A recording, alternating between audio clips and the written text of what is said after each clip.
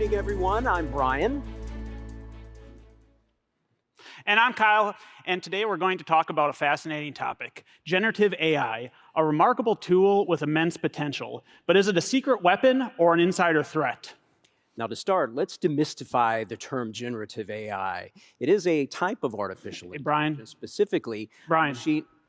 Brian. Yeah, buddy. I'm talking to our friends out here.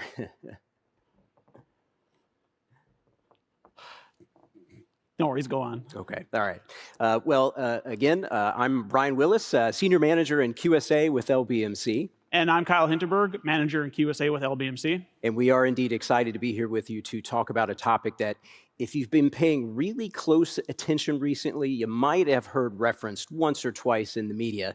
It is indeed generative AI. We may refer to it as AI as we go, but we are talking about generative artificial intelligence. We'll start off with a brief overview of the technology. We'll then talk about some of the ways that we can leverage generative AI as PCI practitioners. We'll talk about some of the risks with using the technology, whether you're a merchant or service provider or even an assessor. And then we'll close with some parting thoughts on how we might think about using generative AI in the future. So Kyle, before we go any farther, don't want to forget, we hereby solemnly swear that all words and ideas generated from here on out have been generated by Kyle and me. So, Kyle, what can you tell us about generative AI? Well, sure. Generative AI, it's a tool, a system that's capable of, generating text, images, or other media based on prompts. So essentially, you can take one of these tools and tell it, write a haiku about Portland, and it can spit one out. And then you can take that haiku, put it into a different tool and say, hey, make an image based on that haiku, and it can create that image. And then, maybe that image isn't quite artistic enough, doesn't really capture Portland, so you can turn that into a painting. And this is just really, a small peek at the power of these tools, these generative AI tools. Even in our presentation, the majority of all of our images are created through generative AI. Large language models, or LLMs, are really the magic behind the scenes of generative AI. Back in 2018, Google released BERT, and since then there's been kind of a plethora of other large language models that have been released, and some of them, specifically GPT-3 and GPT-4, have really had an immense number of capabilities, and their size has really increased, and now they literally have billions and trillions of parameters that they're processing on. Essentially, when you put a prompt into one of these tools, it takes that prompt and it breaks it down into smaller units or tokens and then processes those in relation to those billions and trillions of parameters. And there's obviously some concern, and Brian will address this a little bit later on where they're getting all that data to create those parameters. But the long and the short of it is they're getting it from wherever they can. And for the most part, that's going to be scraping it from the internet. And while there are concerns there, it has also given them a perfect snapshot of human language to use to base their outputs on. Some of the popular tools you've heard about are ChatGPT, Bing, Bard, and Claude. And all of those, are tools that we leverage in this talk specifically, mostly ChatGPT.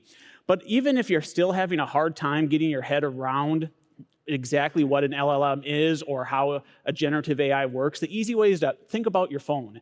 And the last time that you were typing a message, odds are it was starting to guess that next word. It has that predictive text trying to figure out what you want to say. And that's really a language model in action. It's just that the difference is when you're using something like ChatGPT, it can't just, predict that next word. It can predict entire paragraphs or even, possibly write a book. But one thing to keep in mind is that even though these tools are so powerful, they're still just tools. And a great quote is to think about these like a calculator for words. Similar to a calculator, you take a prompt, you enter it into a tool, it performs an algorithm and puts out an output, just like a calculator would. And also similar to a calculator, they don't understand math. Calculators don't really understand math. They just perform algorithms. That's the same thing that generative AI does. It doesn't understand language. It's just performing algorithms based on language and outputting an output based on your prompt. So now that we have a little bit of an idea about what generative AI is, how can we make use of it, Brian? Great question, and let's start with documentation. Now, I'm of the opinion that one of the reasons the council put policies and procedures in milestone 6 of the prioritized approach didn't have anything to do with risk. It's because they realized we all dread writing documents, right? So as you can see from the animation, AI is a great resource for us for generating documents, generating policy documents. Not only does it get kind of the meat of the document, all the shall to statements and so forth, but it can generate the scope statements, purpose statements, even help us with roles and responsibility statements. And not only policies, but procedures as well. We often see, as assessors, we see a lot of procedures that have all of the steps that our clients will use in accomplishing tasks, but oftentimes they leave out some of the specific PCI required elements. So AI is a great way to simply prompt it for a PCI compliant procedure and help fill in some of those gaps. Similarly, configuration standards. Likewise, we'll see often configuration standards that have all of the steps that a client may use to deploy a system out into production, but again, they miss some of the PCI specific steps that are required, such as disabling insecure ports and services. So again, a great way to use AI to make sure that you're generating all PCI compliant procedures.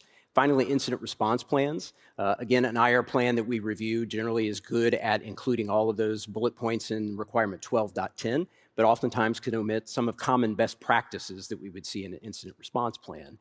So again, AI, a great way to generate an IR plan, particularly for smaller companies or maybe less experienced companies, to make sure that you're not leaving out any important incident response elements.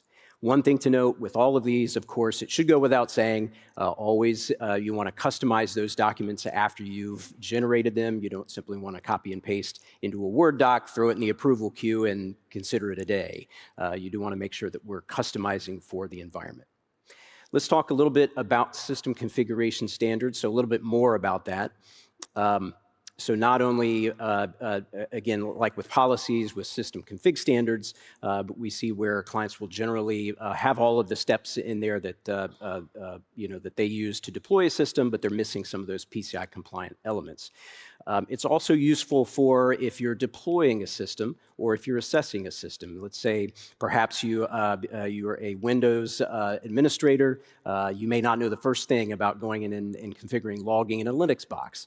Likewise, maybe you're assessing a load balancer and you wouldn't know where to go in an F5 appliance to find password settings or NTP.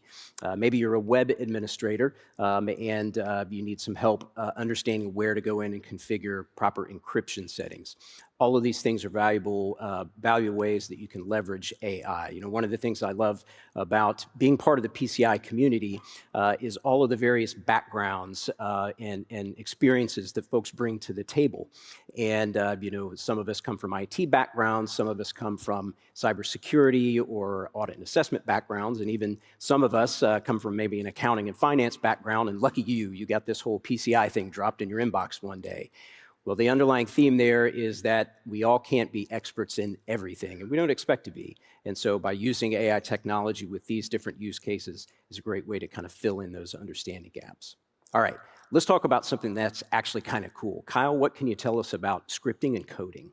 Well, if you're like me, you know enough to read code and understand code, but you don't really use it enough to be able to write it very well. And so I've always had to lean on Google or Stack Overflow whenever I've needed a script for something. But now you can just go right out to ChatGPT or any of these other generative AI tools and have it produce that code for you. Maybe you want to automate a little, repetitive task, or you need a specific database query, or maybe even you just want to have a script that will identify inactive users, to meet PCI.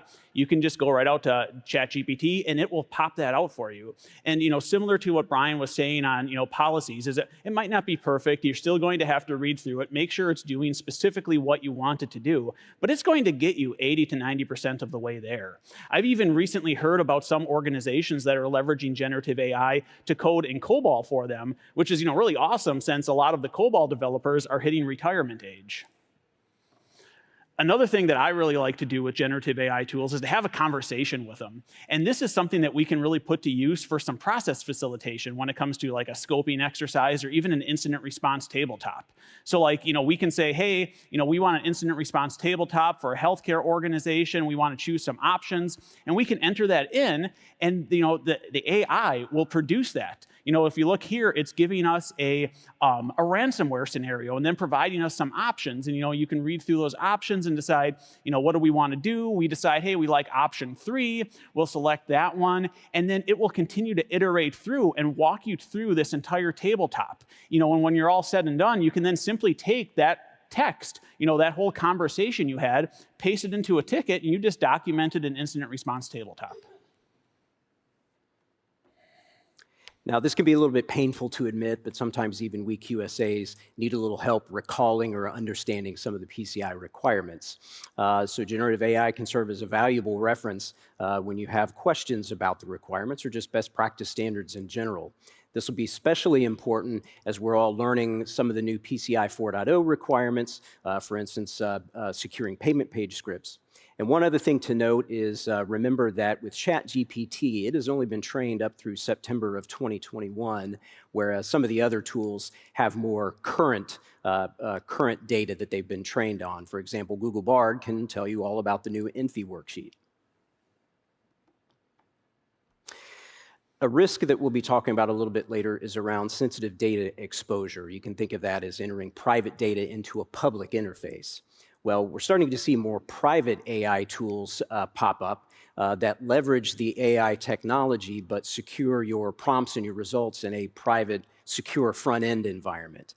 And so whether you're dealing with sensitive data, PHI or other types of personal data, whether you maybe have proprietary data concerns, what have you, let's say you just want to be better safe than sorry for some of the use cases that we have listed here, a private AI tool can be a great resource for you, particularly if you've got Windows XP on your internal network, not something you really want to be blasting out on the internet. So as you can see with some of those examples we went through, that AI prompt, that's really the critical part to get a good output. Essentially, just like anything else with computers, it's garbage in, garbage out. And so here's some best practices to help you get the most relevant outputs you can when you're using AI. Be specific. If you provide a vague prompt, it's probably going to have a vague answer. Provide context. Even though these tools feel like they can read your mind, they really can't. And so if there's any specific details, make sure that you're including them. Make sure to consider the AI's perspective. Again, it's just a tool, it's not a human, and also take into consideration the specific capabilities of the AI tool you're leveraging. Try to keep your prompts concise. If you make them long, then you can include all those details, but sometimes if they're overly long, it can end up confusing the AIs. Just like with any communication, clear, straightforward language is always going to be best. Instruction prompts can be really useful. For example, saying something like, put this out in a way that a 5th grader could understand it, or I want this in a bulleted list, or insert it into a table. Some of those types of instructions can really make sure you're getting that outputted in the format that you desire it.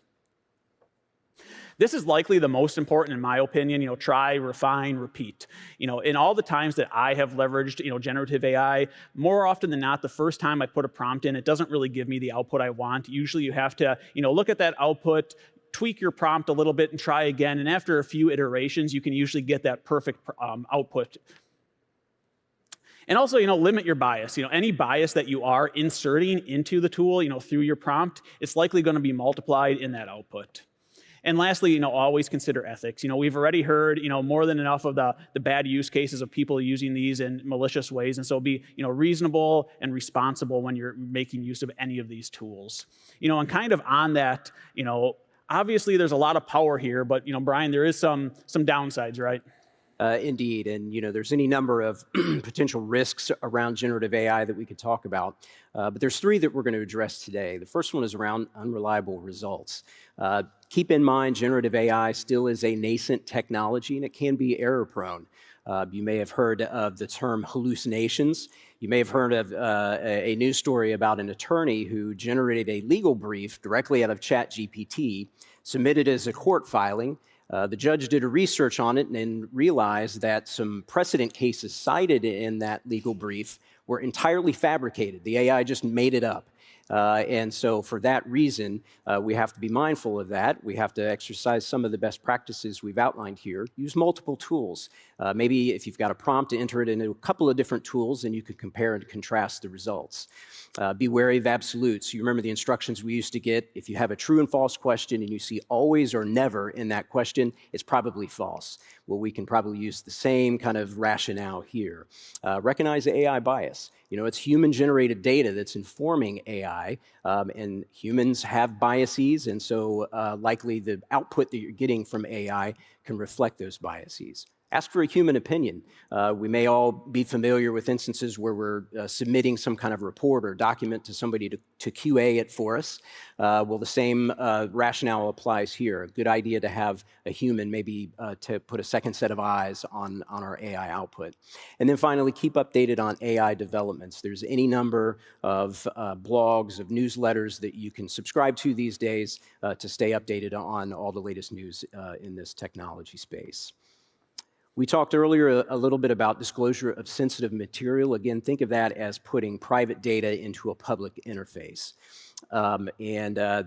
Similarly, news stories in this area around users in a corporate environment who have exposed proprietary data or even personal data, customer data in a public AI interface and have gotten a little bit of trouble for that. We've also seen where even some of the AI providers have had to disclose security breaches. All of that to say, best practice here would include pre-processing. We're seeing some digital tools already that can act as sort of a DLP for AI prompts, can help scrub out any sensitive data that might be in those prompts. Be careful with personal conversations. I don't know about you, but I'm already seeing some email messages that if I didn't know any better, I think some of that content was generated by AI. And I'm not even talking marketing messages. This is messages from individuals. So if you're using AI to generate email, be mindful of the person on the other end of that message. Is there anything you're entering into your prompt for generating a message that the other person might not want exposed? And then awareness of data storage. Remember that as you're entering a prompt, that data is stored by the AI provider. They use that to train their algorithms to improve results. So the old adage about anything you put out on the internet is there forever, you might want to have the same mindset here. And then finally, learn about the tool's privacy policies. Kind of boring stuff that we don't necessarily want to deal with, but it is important to know that if you're using these tools, understand what they are doing with your data. And then finally, let's talk about, kind of in that same legal vein, let's talk about copyright issues. Now, our firm, LBMC, is based in Nashville, so we're pretty well attuned to the music industry. The Nashville Business Journal earlier this year published an article about concerns in the music industry about the use and abuse of AI, specifically musicians and songwriters who are concerned with their product, their creation being used by AI tools to generate music for others. And you might think, hey, I just want to use this AI tool. I didn't know I'd have to have a law degree to do it, but that's the reality. Not that you have to have a law degree, but we have to be mindful of these areas. So things like fair use, Creative Commons, commercial use, licensing, content rights, these are all things that we have to be mindful of when using these tools. So a couple of best practices here. Create your prompts from scratch. Be very careful about copy and pasting copyrighted data into a prompt because you may have some issues there by misusing that information. Keep your records. This is important, particularly as an organization if you're generating blog content or media content, maybe you're crafting software with AI tools. Keep your records of your prompts, all the information that you're using in case any questions about copyright issues come up. And then finally, when in doubt, seek legal counsel. So with that, Kyle, what are some ways we can think about generative AI going forward? Well, we've all seen and heard the news stories about how, with generative AI, criminals are going to use it. It's a threat to jobs, and it's going to replace human workers. It's going to be the end of privacy and security as we know it. And these tools themselves, they have questionable security and reliability. But the truth is, those headlines weren't about generative AI. Those were about GPS. Personal computers, cell phones, ATMs, All tools and technologies that we use every single day, really without a second thought. And that's what generative AI is going to become. It's just another tool in the toolbox. Again, some more examples here. You look at email, social media, internet browsers. These are all tools that probably every organization here uses on a daily basis without really thinking about it, even though they all have their own risks and threats associated to them. You take a look at email. If you just took an organization, stopped them from ever receiving another email, they would immediately become more secure, but they'd probably go out of business. And I think that's where generative AI is going to be in another 5 years. Yes, it is dangerous. Yes, there are risks involved, but there's a lot of benefits as well. So to recap, we started with just a general overview of generative AI and the technology behind it. We looked at some of the ways we can leverage generative AI as PCI practitioners, such as generating documents and script and code, and even using it as a great Q&A resource. And then we covered a few of the risks around generative AI, specifically unreliable results, and then disclosure of sensitive information, copyright issues, all that fun legal stuff. Well, we recognize that in this time that we've had, we've only really been able to scratch the surface of this amazing new technology. Nevertheless, we'd like to thank the PCI Council for the privilege of speaking with you all today. LBMC has been a part of the PCI community since the beginning, and we are excited to see where this and other new technologies will lead us in the future. Please do visit us at our booth in the Vendor Showcase. We'd love to talk to you, get your ideas and thoughts on using generative AI.